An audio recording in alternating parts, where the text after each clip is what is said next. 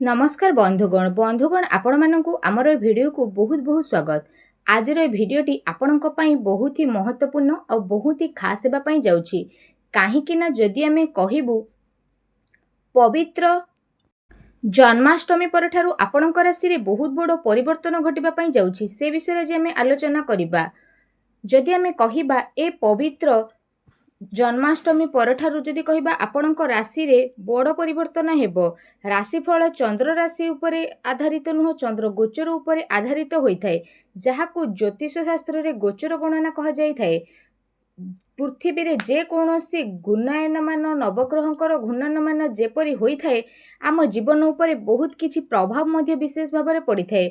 आउ सेहा मध्य आपणक राशि उपरे निहाती भाबरे पड़िथाय। से वैवाहिक क्षेत्र हेउ, आपणक प्रेम संपर्क हेउ, क्यारियर हेउ, शिक्षा क्षेत्र हेउ, ता सहित बिजनेस क्षेत्र हेउ एवं स्वास्थ्य क्षेत्र हेउ ना काहेकि बहुत किछि प्रभाव पकाई थांती, जहाकि विशेष भाबरे ए जन्माष्टमी पर देखिबाकू मिलिबो। ग्रहंकर संयोग मध्य देखिबाकू मिलिबो विभिन्न क्षेत्र रे। सबुठारु महत्वपूर्ण नवग्रहंक संपर्क रे जानिबा, जहा आपणक जीवन रे केते प्रभाव पकाउछि से विषय मध्य आलोचना करिबा। तेणु भिडियोटी को आपण शेष पर्यंत निहाती भाबरे देखंतु एवं शेष रे प्रतिकारक उपाय विषय मध्य आमे आपणकू कहिबु, जहा नवग्रहंकू किछि मात्रा रे आमे अवसान करि परिबा। भिडियो को आगो को नेबा पूर्वरु जदि आपण आम चैनल को सब्सक्राइब करि नाहंती, सब्सक्राइब करि नियंतु, जहा फल रे प्रत्येक दिनचर्यार राशिफल आपणक पाखरे निहाती पहुँची जिवो। आ आपणकर मतामत मध्य हमकु जणांतु। आ पाखरे थिबा कमेंट बॉक्स रे जय मां लक्ष्मी बोली मध्य अवश्य लिखि दियंतु। जदि कहिबा विशेष भाबरे शुक्र गुरु ग्रह को अवस्थान तृतीय रे बुध जोग बनाउछंती, आउ चतुर्थ गृह रे केतु जेहेतु रहुचंती, पंचम रे मंगल, एकादश रे शनि आउ दशम रे राहु अवस्थान करिसंती। तो प्रथमे जानिबा आपणकर स्वास्थ्य बा हेल्थ किपरि रहिबो। जदि विशेष भाबे कहिबा फास्ट हाउस हेइथाय आपणकर स्वास्थ्यर, प्रथमर लॉर्ड हेउचंती शुक्र, सी रहिचंती द्वितीय रे। जदि कहिबा शत्रु पुणी गुरुंक सहित बुध तृतीय, शनि एकादश रे रहिचंती, तो कोनोसी स्वास्थ्य समस्या आपणकर नाही। हेले बुध तृतीय रे, तेणु एठी जदि आमे कहिबा आपणक जन्मजनित समस्या, स्किन रिलेटेड एलर्जी किछि किछि छोट मोट मासरे होई पारे। तो बाहर खाद्य को जेते संभव अवॉइड करंतु।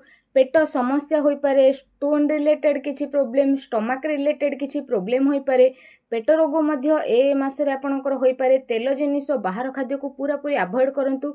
नचे विशेष समस्या नहीं, बस पेट समस्या रही, बाकी आपणकर स्किन रिलेटेड किछि किछि छोट मोट प्रॉब्लम रहिबो। एथिप्रति आपण ध्यान दियंतु। आसंतु जानिबा आपणकर शिक्षार मान किपरि रहिबो, विद्यार्थी मानक पई स्थिति किपरि रहिते। शिक्षार गृह पंचम गृह होइते। पंचम गृहर स्वामी एठी बुध अछंती बक्री तृतीय स्थान रे।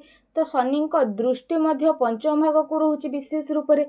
शुक्रंक सहित जेहेतु एठी रहुछि, तो गुरु बृहस्पति मध्य रहुचंती, किंतु मंगल जेहेतु पंचम रे रहुचंती, तो ए मासरे स्थिति केते खराब जीवनी, किंतु एवरेज रहिबो। ता सहित विशेष भाव में जदि आमे एठी आपनको कहिबु, आपणकर स्थिति रे विशेष रूप रे अधिक परिवर्तन हेबाकू जाउछि। लास्ट आडकू सरकारी एग्जाम पई प्रिपेयर होचंती, तो स्थिति भल रहिबो। एग्जाम जदि रहिचंती, तो बेटर फल मध्य आपनको मिलिबो। 17, 18, 19 पर स्थिति रे आपनकर बड़ परिवर्तन देखिबाकू मिलिबो। ता सहित पाठ पढ़ा को नहीं भल डिसीजन नेबाकू चाहुचंती, ताकू भी मध्य नहीं परिबे। स्थिति बहुत ही भल रहिबो। या सहित जदि विशेष रूप से कहबा लव रिलेशन बा प्रेम संपर्क आपणकर किपरि रहइबो। प्रेम जीवन ग्रह होइथाय पंचम। पंचम को शिक्षार मध्य देखा जाए।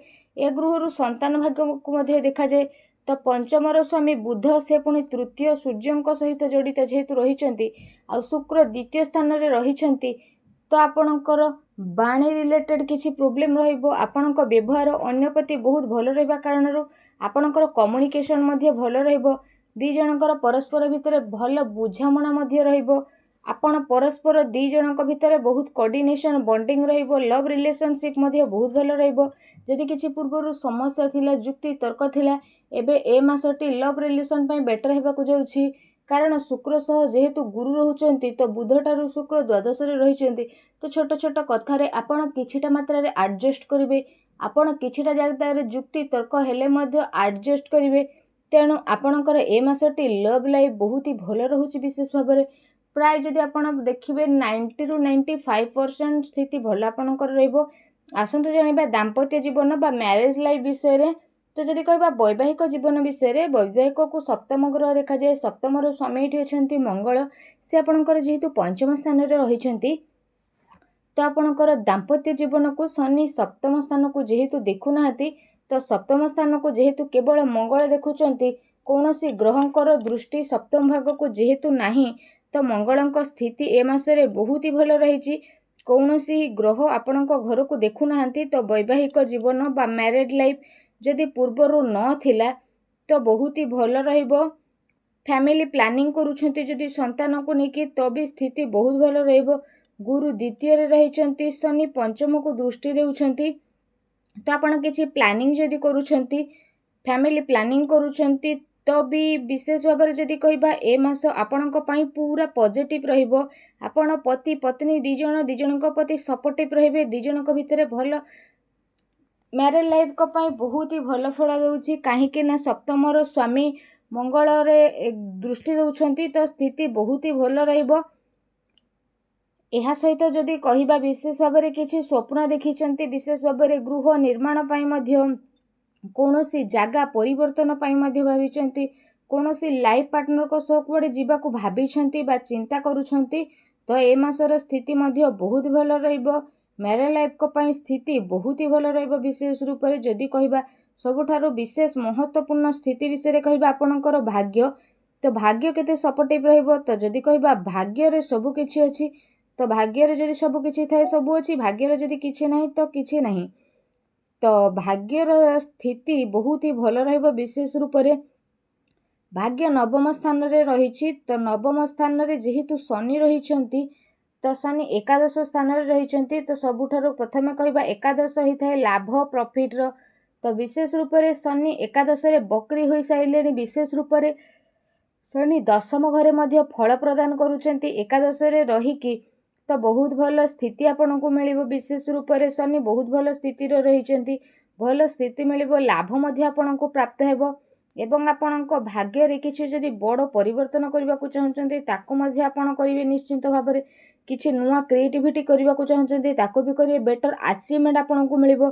कारण शनि जेहेतु लाभ स्थान रे रही कोनोसी मांगलिक कार्य हेउ ट्रेडिंग बाजार रे मध्य आपन को भल लाभ मिलिबो। विशेष रूप से कारण भाग्य आपन को पूरा सपोर्ट दबो साथ प्रदान करिवो आगो को आहुरी बहुत भल फल आपन को मिलिबो। कोनोसी चिंता करूछंती प्रॉपर्टी डीलिंग करूछंती न भाबिकी भी आपन काम करंतु आपन को पई स्थिति बहुत भल रहिबो।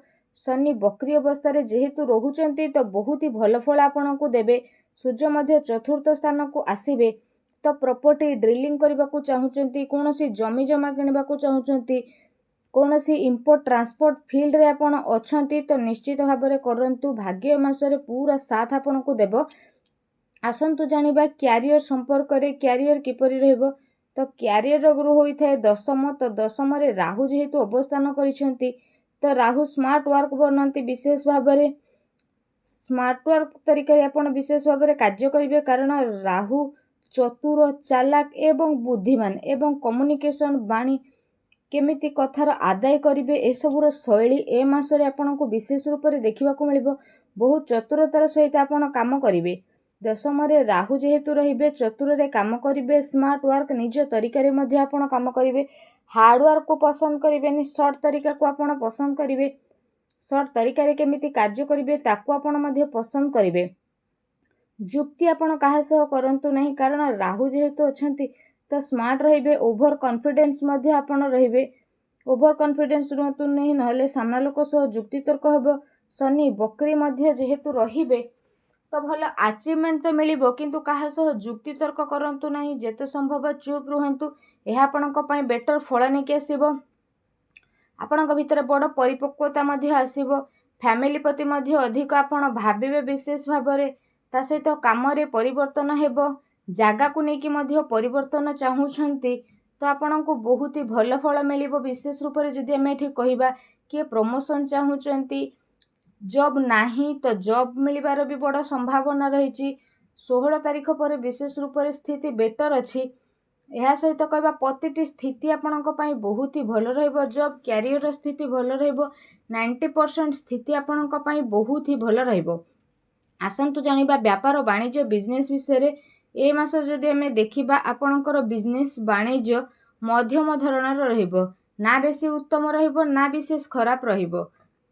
60 ରୁ 70% बिजनेस स्थिति आपणकर भल रहिछि। पैसा आसीबो एवं पैसा खर्च हेबार मध्य विशेष रूप से जोग रही। तो से सब को लेकिन आपण विशेष रूप से टिके ध्यान दियंतु, कारण स्थिति रे तो बहुत बड़ परिवर्तन आपणकर देखा जेहेतु मिलूँ, तो से सब को लेकिन आपण विशेष रूप से आग को बढ़े। प्रतिटी क्षेत्र में किसी न किसी नुआ आपण ट्राए करने को चेष्टा करंतु, नचेत आपण स्थिति रे आहुरी बड़ परिवर्तन विशेष रूप से देखा मिलिबो। एहा सहित जदि आमे कहिबा बुध जेहेतु द्वितीय रे अछंती, तो आपणकर खर्च मध्य विशेष रूप से बढ़िबो। उपाय आपण करिवे मंद ग्रह को किछि मात्रा रे अवसान करबा पई विशेष रूप से, तो आपण शुक्र बीज मंत्र पाठ करंतु, आपणको पई बेटर फल मिलिबो। नाही तो हनुमान चालीसा प्रत्येक दिन पाठ करंतु, शुभ फल आपणको निहाती भाबरे मिलिबो। गायत्री मंत्र आपण जेते संभव गायत्री मंत्र संध्या बेले हो सखाळे आपण निश्चिंत भाबरे पाठ करंतु, आपणको पई शुभ रहिबो। तो आशा करूची भिडियोटी आपको भल लगी। भिडियोटी भल लगी भिडियोटी को लाइक करंतु, चैनल को सब्सक्राइब मध्य करंतु। धन्यवाद।